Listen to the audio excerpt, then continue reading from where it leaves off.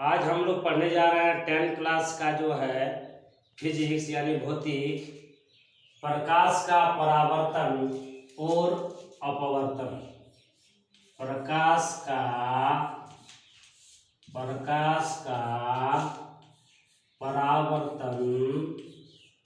परावर्तन तथा अपवर्तन।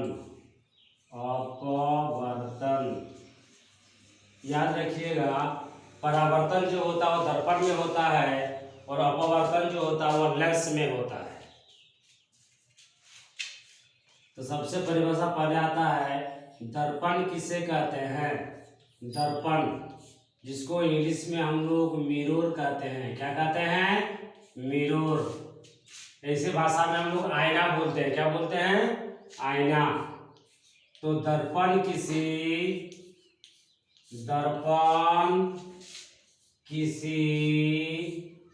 खोखले गोले का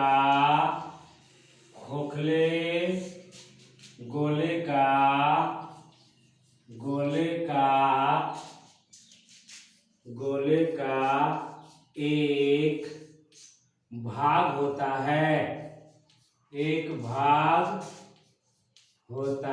भाग होता है जिसका कम से कम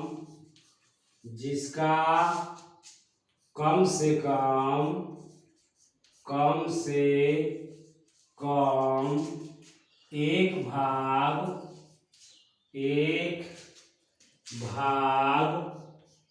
वक्रित किया हुआ रहता है।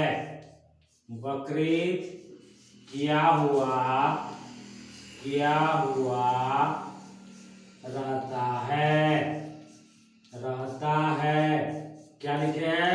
दर्पण किसी खोखले गोले का एक भाग होता है जिसका कम से कम एक भाग वक्रित किया हुआ रहता है। दर्पण किसी खोखले गोले, वो गोल लिए, किसी खोखले गोले का एक भाग होता है। इसको यहाँ से मिटा दिए तो ये देखिए आपका दो दर्पण बन चुका है। इधर जो दर्पण का नाम देते हैं ये आपका हो गया अवतल दर्पण। इधर जो लग दिए ये हो गया आपका उत्तल दर्पण। कौन दर्पण? उत्तल दर्पण। ये है अवतल दर्पण और ये आपका है उत्तल दर्पण। अब हम लोग आगे पढ़ने जा रहे हैं। फर्स्ट, प्रतिबिंब किसे कहते हैं। बिंब माने होता है वस्तु, प्रतिबिंब माने होता है छाया। प्रतिबिंब किसे कहते हैं? पढ़ा प्रश्न। प्रतिबिंब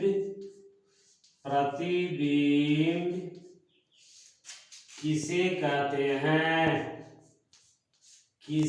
कहते हैं? उत्तर में लिखना है,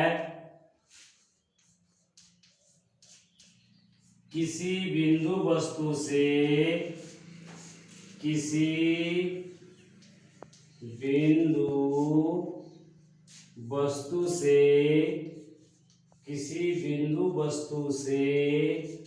आ रही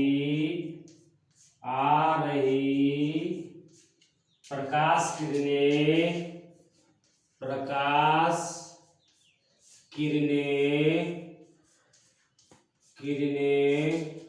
परावर्तन अथवा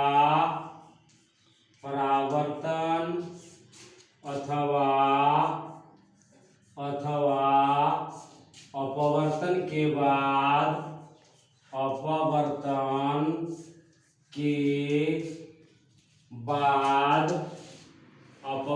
के बाद जिस बिंदु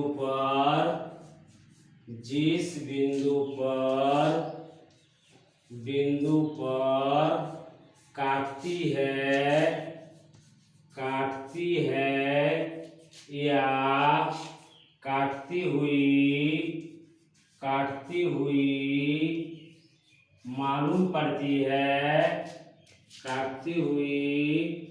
मालूम पड़ती है मालूम पड़ती है उस बिंदु को उस बिंदु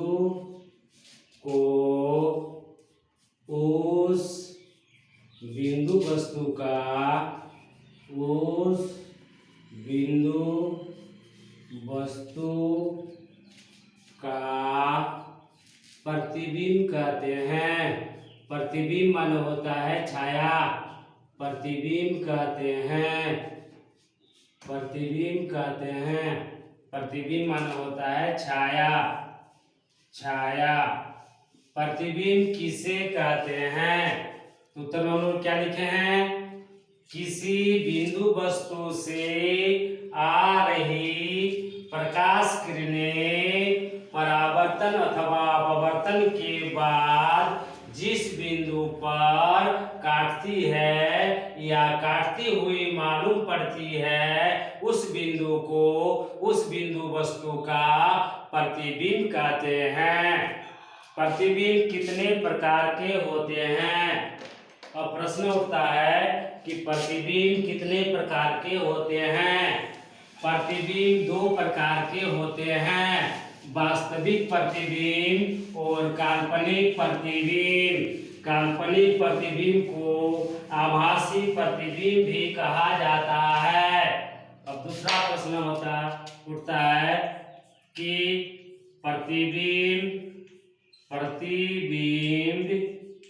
कितने प्रकार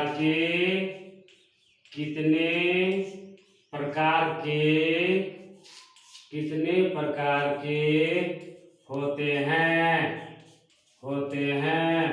उत्तर में लिखना है प्रतिबिंब दो प्रकार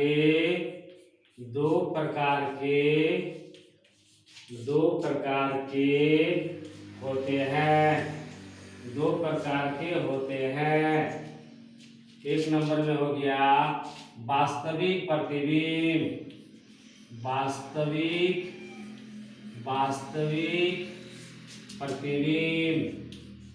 वास्तविक प्रतिबिंब। दो नंबर में आपका हो गया काल्पनिक प्रतिबिंब।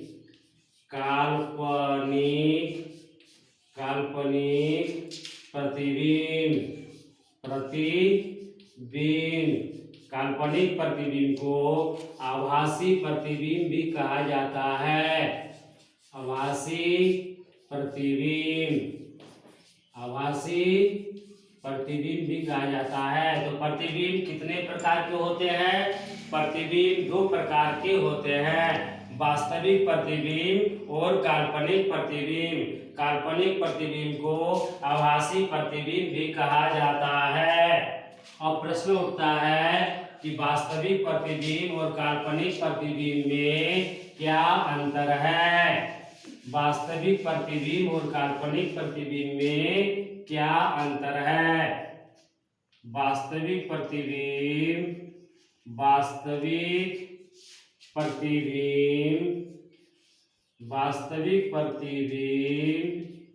तथा काल्पनिक प्रतिबिंब में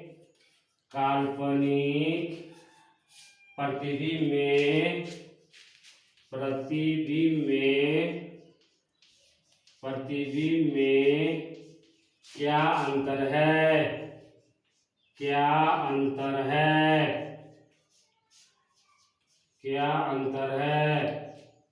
उत्तर में लिखना है वास्तविक प्रतिबिंब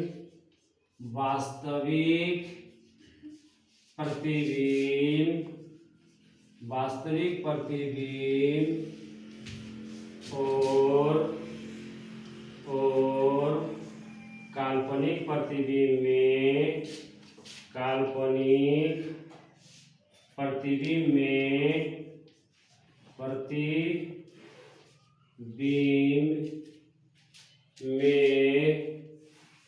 निम्नलिखित अंतर है।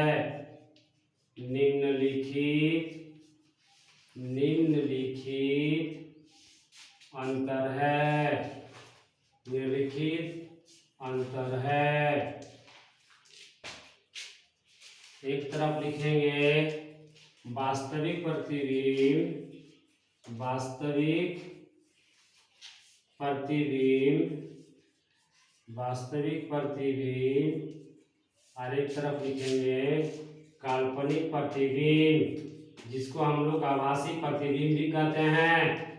काल्पनिक प्रतिबिंब, काल्पनिक प्रतिबिंब। वास्तविक प्रतिबिंब वहां पर बनता है, वास्तविक प्रतिबिंब, वास्तविक प्रतिबिंब, वास्तविक प्रतिबिंब वहां पर बनता है, वहां पर बनता है, वहां पर बनता है जहां पर आपतित तथा परावर्तित किरणें,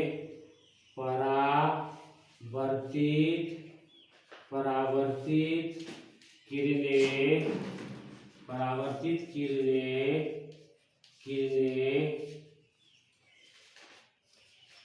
काटती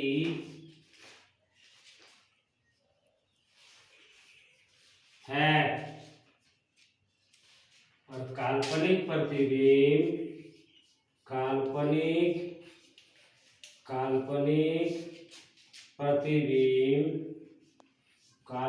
प्रतिबिंब वहां पर बनता है, वहां पर बनता है, वहां पर बनता है जहां पर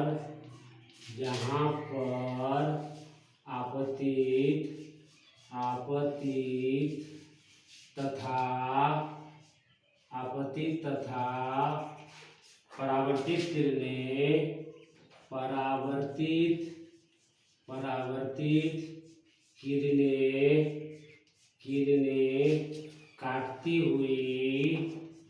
काटती हुई मालूम पड़ती है, काटती हुई मालूम पड़ती है। तो देखिए वास्तविक प्रतिबिंब तथा काल्पनिक प्रतिबिंब में क्या अंतर है। वास्तविक प्रतिबिंब और काल्पनिक प्रतिबिंब में निम्नलिखित अंतर है।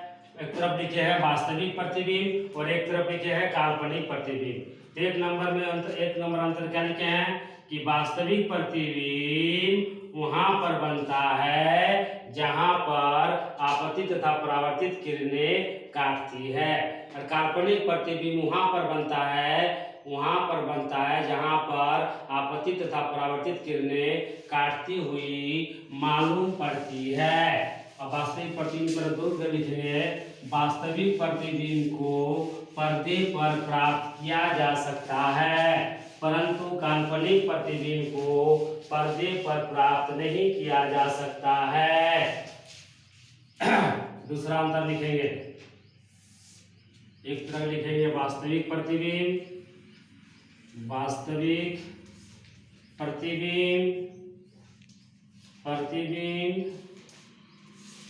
और एक तरफ लिखेंगे काल्पनिक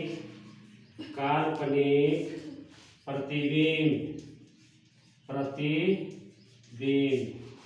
अब दूसरा अंतर, वास्तविक प्रतिबिंब को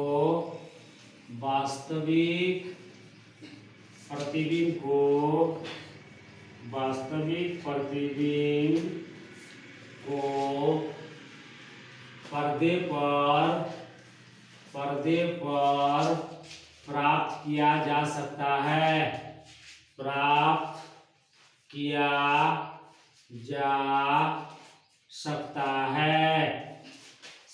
है, दो नंबर में काल्पनिक तरफ, काल्पनिक प्रतिबिंब को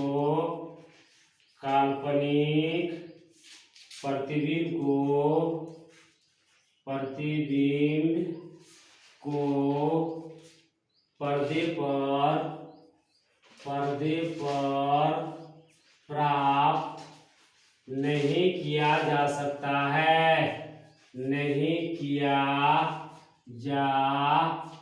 सकता है, नहीं किया जा सकता है। तीसरा नंबर अंतर, वास्तविक प्रतिबिंब बिंब की अपेक्षा हमेशा उल्टा होता है। यानी वास्तविक प्रतिबिंब प्रतिबिंब हमेशा हमेशा हमेशा उल्टा होता है, उल्टा होता है। काल्पनिक प्रतिबिंब काल्पनिक प्रतिबिंब काल्पनिक प्रतिबिंब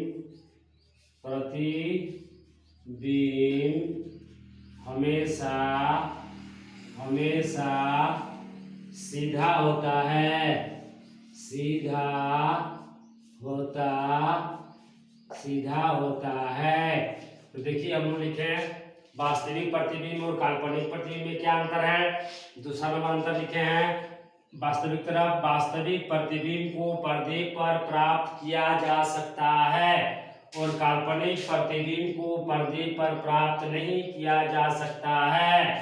वास्तविक प्रतिबिंब हमेशा उल्टा होता है, बिंब की अपेक्षा हमेशा उल्टा होता है और काल्पनिक प्रतिबिंब बिंब की अपेक्षा हमेशा सीधा होता है। इसके बाद हम लोग पढ़ने जा रहे हैं इम्पोर्टेंट VBI परावर्तन के नियम।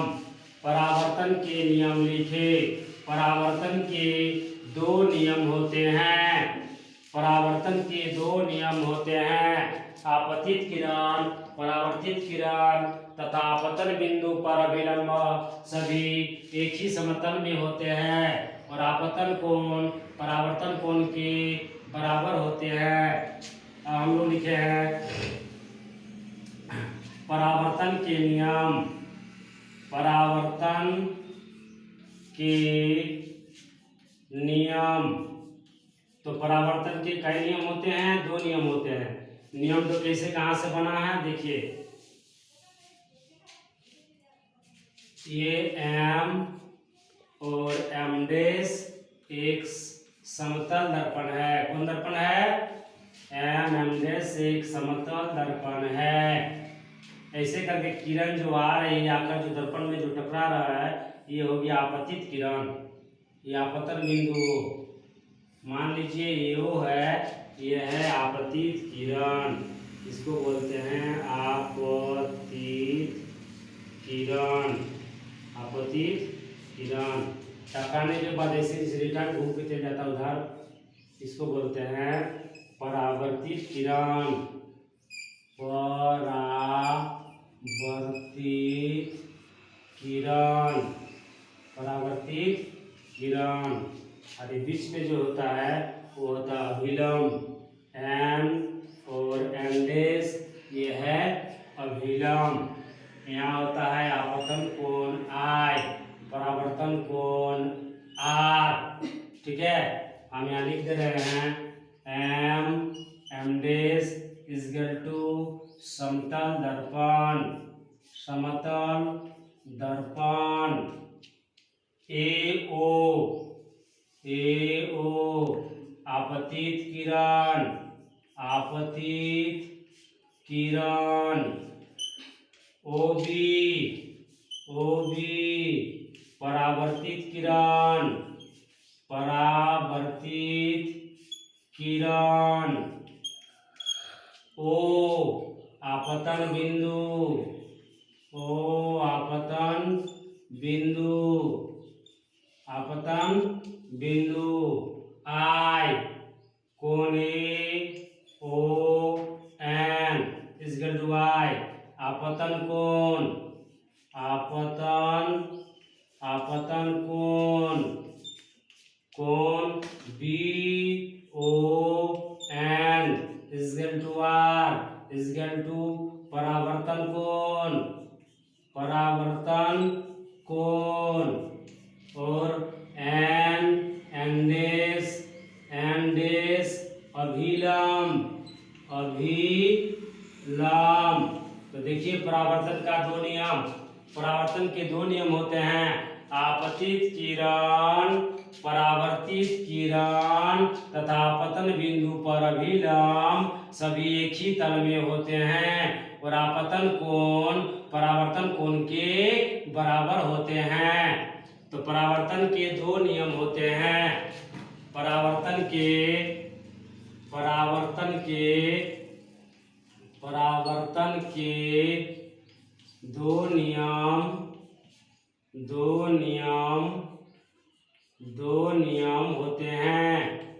दो नियम होते हैं। पहला नंबर आपतित किरण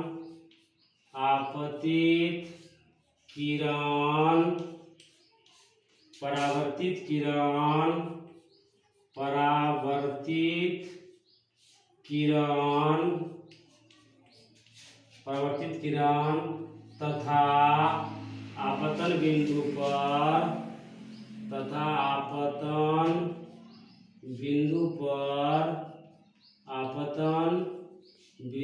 पर अभिलंब सभी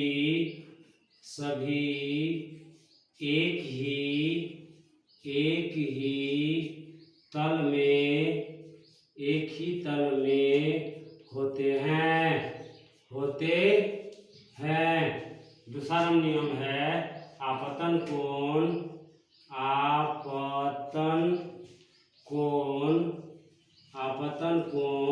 यानी I, आपतन कोण परावर्तन कोण यानी R, परावर्तन कोण के बराबर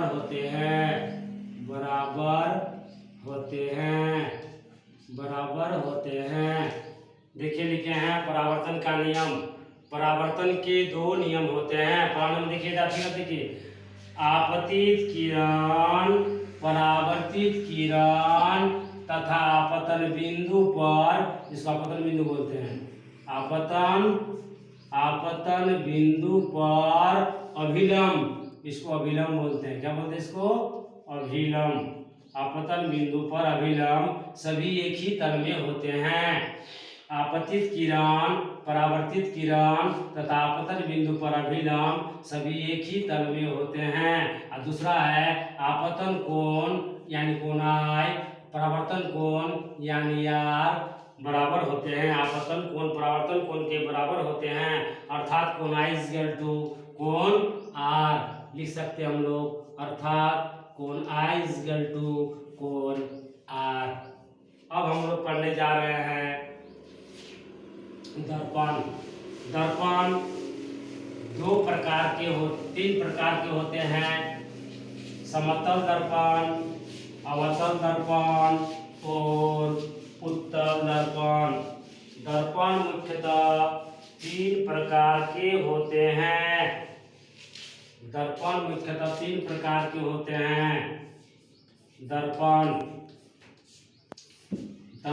तीन दर्पण होते हैं।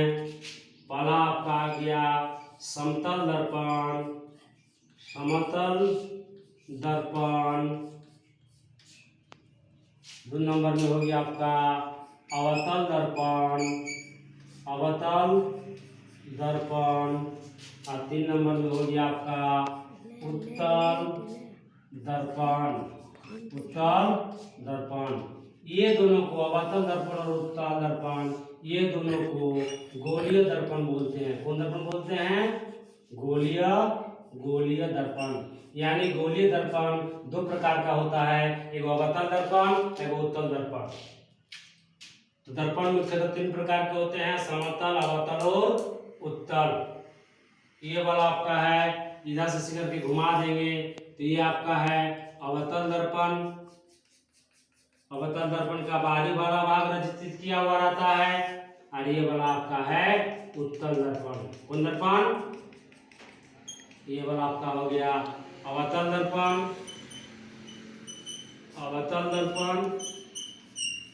और यह वाला हो गया उत्तल दर्पण।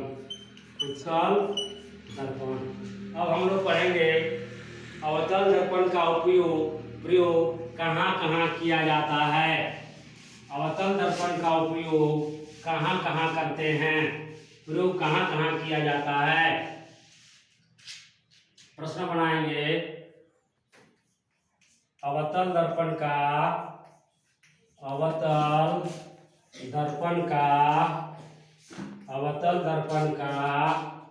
उपयोग कहाँ कहाँ किया जाता है, कहाँ कहाँ किया जाता है। उत्तर में 1 नंबर में बड़े बड़े सोलर कुकर में, बड़े बड़े सोलर कुकर में बड़े बड़े सोलर कुकर में अवतल दर्पण का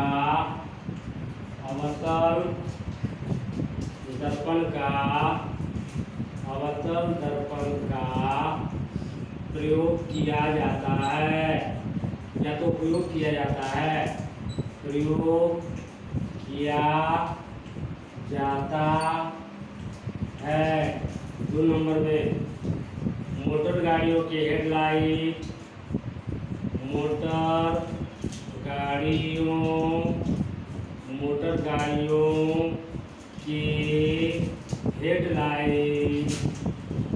गाड़ियों के हेडलाइट, टॉर्च, दूरबीन आदि में अवतल दर्पण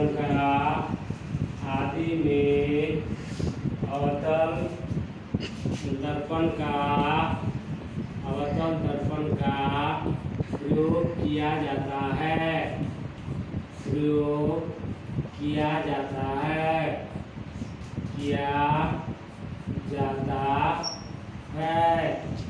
3 नंबर में हजामती दर्पण के रूप में, यानी दाढ़ी जो बनाते हैं हम लोग सैलून में, हजामती दर्पण के रूप में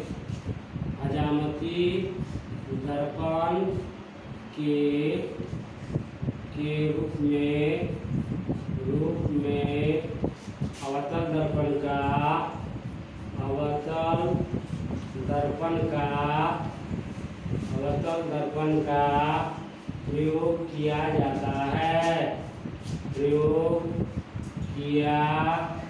जाता है।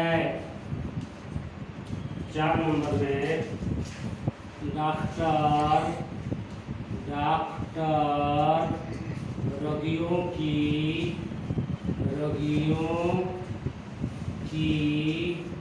नाक, कान, गला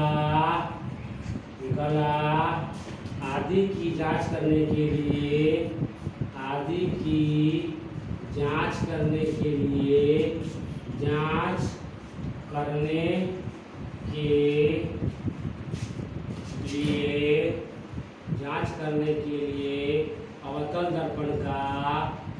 अवतल दर्पण का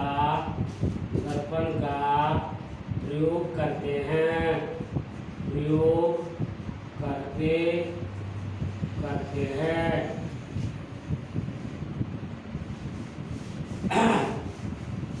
आगे देखो लिखते हैं, याद रखना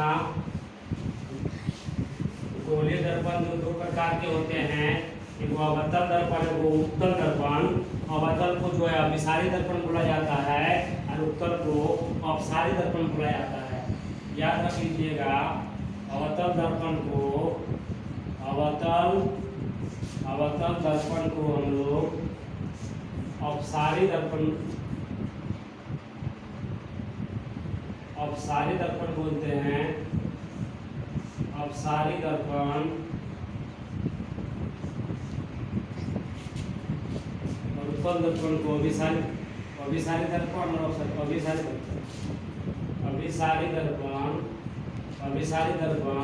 और उत्तल दर्पण को अपसारी दर्पण बोलते हैं। क्या बोलते हैं? अपसारी दर्पण। अपसारित दर्पण। अब इम्पोर्टेंट प्रश्न, वीवीआई प्रश्न, उत्तल दर्पण का उपयोग मोटर गाड़ियों में या तो वाहनों में साइड मिरर के रूप में क्यों किया जाता है? उत्तल दर्पण का उपयोग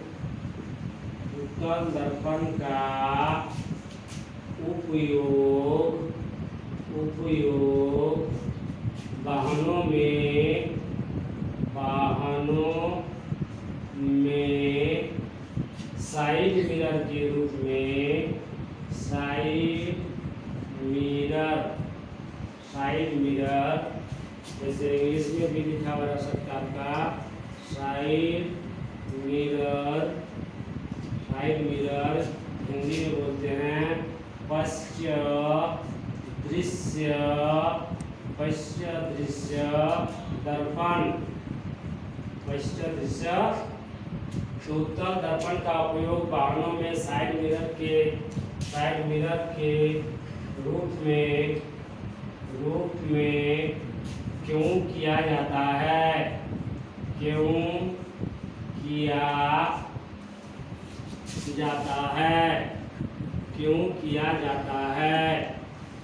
उत्तर में लिखो, उत्तल दर्पण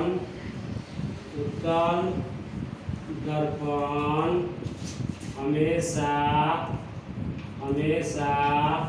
सीधा तथा विस्तृत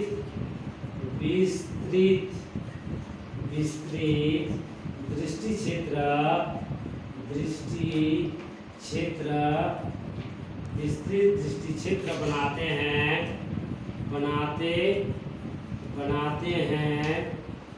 उत्तल दर्पण हमेशा सीधा तथा विस्तृत दृष्टि क्षेत्र बनाते हैं। इसीलिए इसका उपयोग वाहनों में साइड मिरर के रूप में किया जाता है। देखिए क्या लिखे हैं, अवतल दर्पण उत्तल दर्पण को जो है अभिसारी दर्पण बोलते हैं, उत्तल दर्पण को अपसारी दर्पण भी बोलते हैं। उत्तल दर्पण का उपयोग वाहनों में साइड मिरर के रूप में क्यों किया जाता है? देखिए साइड मिरर इंग्लिश में बोलते हैं, हिंदी में पश्चात दृश्य दर्पण भी बोलते हैं। तो उत्तल दर्पण हमेशा सीधा तथा विस्तृत दृष्टि क्षेत्र बनाते हैं, इसीलिए इसका उपयोग वाहनों में साइड मिरर के रूप में किया जाता है। वाहन मैंने गाड़ी घोड़ा जहाँ भी देखते हैं, देखिए साइड ड्राइवर के साइड में जो शीशा रहता है, दर्पण रहता है, वह होता है उत्तल दर्पण होता है। क्या होता है? उत्तल दर्पण होता है। अगर आप लोग को जो है वीडियो अच्छा लगे तो शेयर करें, कमेंट करें और सब्सक्राइब करें। जय हिंद, जय भारत।